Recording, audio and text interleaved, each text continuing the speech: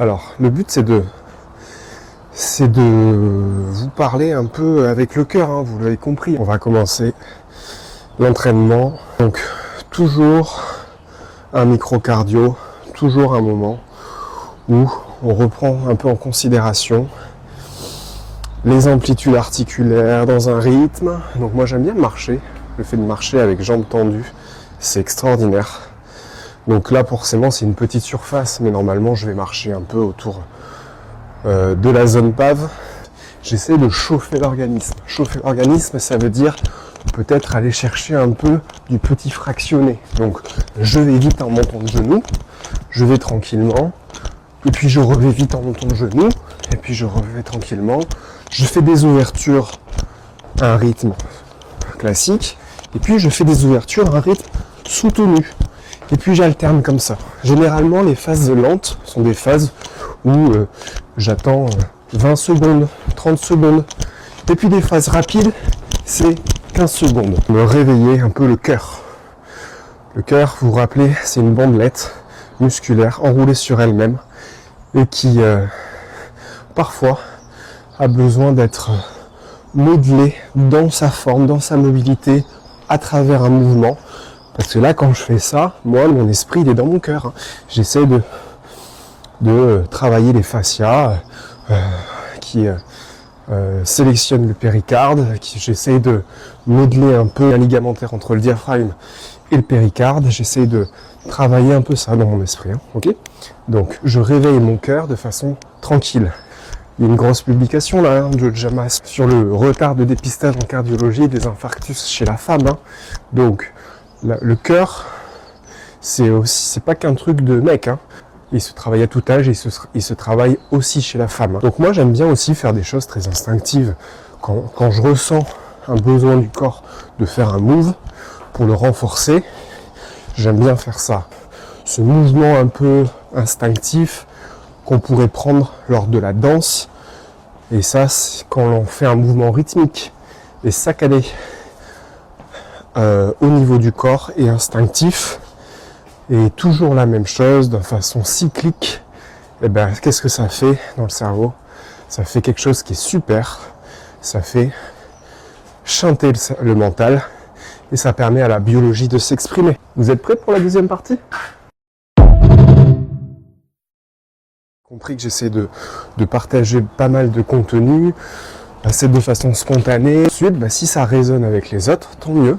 Si ça résonne pas, il faut toujours faire un pas vers l'autre. Donc je m'adapterai aussi pour que ça résonne, pour que le message profond que je veuille distribuer puisse résonner en vous, de m'échauffer un peu le corps le matin par des mouvements qu'on m'a appris, des mouvements qui ont été à la base de mon éducation physique, parce qu'à la base, moi je viens de la capoeira, du groupe Arte Negra à Bordeaux, par le professeur Cacique, et donc j'ai cette mémoire un peu du corps autour de mouvements utilisés dans la capoeira comme échauffement ou comme technicité. J'intègre la capoeira toujours dans mes entraînements parce que c'est une forme de mobilité, de stabilité, mais également de souplesse sur certains mouvements, et c'est absolument magnifique. Il y a des choses très subtiles sur l'histoire de certains mouvements qu'on appelle capoeira Angola, capoeira des esclaves. Et puis après, il va y avoir une capoeira qu'on appelle régionale, une capoeira qui est très spectaculaire, une capoeira qui est très élancée, capoeira qui est très sociale, très sociétale. Qu'est-ce que l'on montre avec des acrobaties? C'est de fixer mes épaules en arrière, fixer mes omoplates dans l'ouverture, être bien dans mon esprit. Je me suis déjà réveillé au niveau musculaire. Maintenant, je vais aller dans la force maximale. C'est très dur, les tractions. C'est une des positions les plus dures au monde, ok? Une des forces les plus dures au monde. Mais je pense que c'est comme tout. Si on essaye de travailler en progression, eh bien, on y arrive.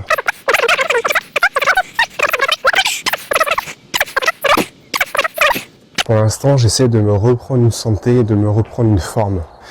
Et c'est tout le travail de, à mon avis, du coach sportif.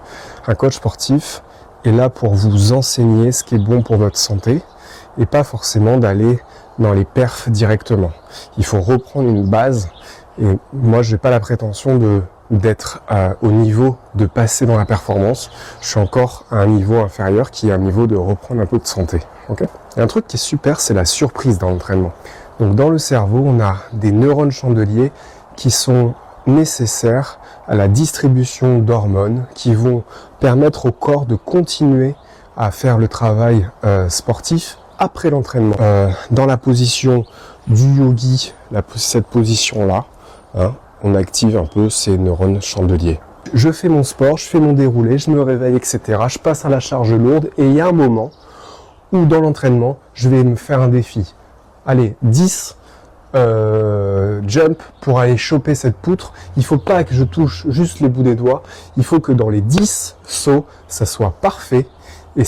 Et quand c'est parfait, c'est que ça touche la moitié de la main.